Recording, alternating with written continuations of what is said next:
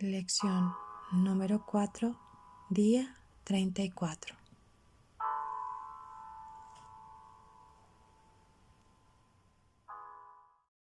Amor de alianza. 40 años más tarde, en el libro del Deuteronomio, Moisés explicó a los israelitas que Dios hizo todo esto para humillarte, probarte y conocer lo que había en tu corazón, si ibas o no a guardar sus mandamientos. Date cuenta, pues, de que Yahvé tu Dios te corregía como un hombre corrige a su hijo. Leer Deuteronomio, capítulo 8, versículo del 2 al 5. ¿Por qué Dios prueba a Israel si Él ya sabe todo? La clave se encuentra en la última línea de Moisés. Su prueba es una forma de disciplina paternal, por la cual hace a su hijo más fuerte. Entonces les dijo: acuérdate de Yahvé tu Dios, que es el que te da la fuerza para crear la prosperidad, cumpliendo así la alianza que bajo juramento prometió a tus padres, como lo hace hoy. Leer Deuteronomio, capítulo 8, versículos 17 y 18. Su alianza en el Sinaí, como hemos visto, estaba destinada a cumplir su promesa, de que a través de los descendientes de Abraham, Él bendeciría a todas las naciones del mundo. Entonces Israel está siendo consagrada aquí en el Sinaí como luz de las naciones, dirigiéndolas en los caminos de la santidad.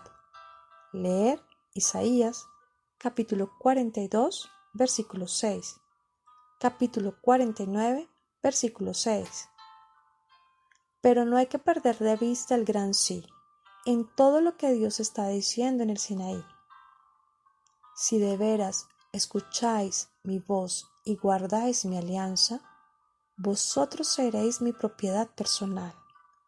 Seréis para mí un reino de sacerdotes. Leer Éxodo capítulo 19, versículo 5.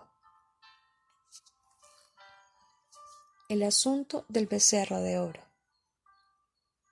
Apenas había ratificado Israel su alianza con Dios, y la gente ya había caído en idolatría.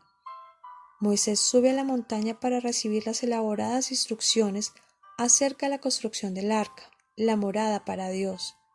Leer Éxodo capítulos del 25 al 31. Y la gente abajo hace un becerro de oro y lo empiezan a adorar. Los antiguos rabinos solían decir que lo que la fruta prohibida fue para Adán, el becerro de oro lo fue para Israel. Es la segunda caída de la gracia. Los primeros 4 capítulos de Números nos narran qué pasó inmediatamente después del incidente del becerro de oro. Moisés hace un censo muy elaborado, de ahí el nombre del libro de Números, y establece la autoridad de los levitas. Los levitas, la única tribu que no adoró al becerro de oro y la única que respondió a la llamada de Moisés. Leer Éxodo capítulo 32, versículo 26. Son dedicados u ordenados como sacerdotes de la nación. Leer Éxodo capítulo 32, versículo del 26 al 29. Los primogénitos de cada familia ya no serán los que heredan de sus padres el rol sacerdotal. Los levitas son escogidos en lugar de los hijos primogénitos. Leer Números capítulo 3, versículo del 11 al 13. Capítulo 45. Por primera vez, una distinción será hecha entre los sacerdotes y la gente laica. Cuando antes cada primogénito era un sacerdote, leer en Éxodo capítulo 13, versículos 2 y 15. Capítulo 24, versículo 5. Ahora cualquier otro que no sea levita, que practique las funciones sacerdotales, será muerto. Leer en Números capítulo 3, versículo 10. Leyendo el Levítico, la naturaleza de la relación de Dios con su pueblo elegido ha cambiado. Dios no puede morar entre su pueblo. Los levitas deben pararse entre Dios y su pueblo. Esto nos lleva al fin del Éxodo y nos introduce al Levítico. El Levítico es parte de la renovación de la alianza necesaria, debido a la rebelión del becerro de oro. El pecado de Israel fue tan grave que se requirió lo que equivalió a una segunda legislación. Los 10 mandamientos habían sido una ley moral, pero esta segunda ley es judicial y ceremonial, involucrando el castigo de criminales y las reglas para los sacrificios de animales. Esta segunda legislación lidia con la condición caída de Israel después del asunto del becerro de oro. Leer Éxodo, los capítulos del 33 al 40, todo el libro del Levítico y los primeros 10 capítulos de Números para explicar lo anterior. Hay que tener en mente esto al leer los capítulos del Levítico. Es el instructivo para los sacerdotes levíticos. Conforme lean el libro, no se queden varados en todas las prescripciones rituales y no ignoren el libro, porque como católicos ya no seguimos estas leyes tan elaboradas. Mantengan en mente también que el Levítico es una continuación de la historia de la familia de Dios del Éxodo. Los levitas estaban destinados a asistir a la segunda generación de israelitas, a enseñarles los caminos a la santidad, de manera que esta generación no cayera como la primera generación. Pero la segunda generación no aprendió.